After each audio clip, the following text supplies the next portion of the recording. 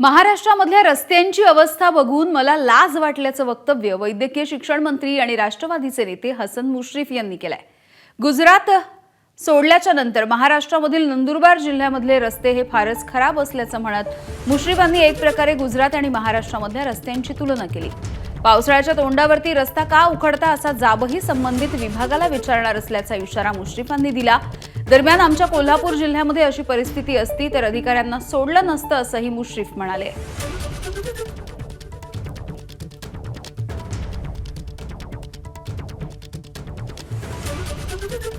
आज बघितलं ते मी फार नाराज आहे। मला त्याची लाज वाटलेली आहे। मी तुम्हाला त्याचं स्पष्ट सांगितलं, ते बघीन घेईन मी।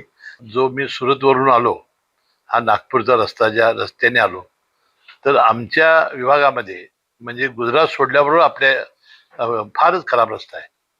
त्यानंतर आम्ही त्या ह्याला गेलो, श्रावणीला, तोही रस्ता खराब आहे। म्हणजे असे खराब रस्ते आणि आपल्या रस्त्याची जर काही दर्जा चांगला नसेल, आपण लोकप्रतिनिधी जर तिकडं चांगल्या पद्धतीने बघणार नसू तर आपल्या जिल्ह्याचा विकास होणार नाही।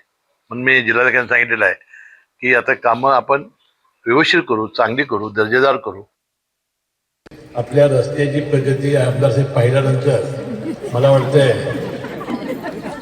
आमच्या जिल्ह्यात जर असतं तर आम्ही काही त्या अधिकाऱ्यांना सोडलाच नसता आणि कॉन्ट्रॅक्टरला तरी सोडला नसता। मग आता हे दुरुस्त करावं लागेल।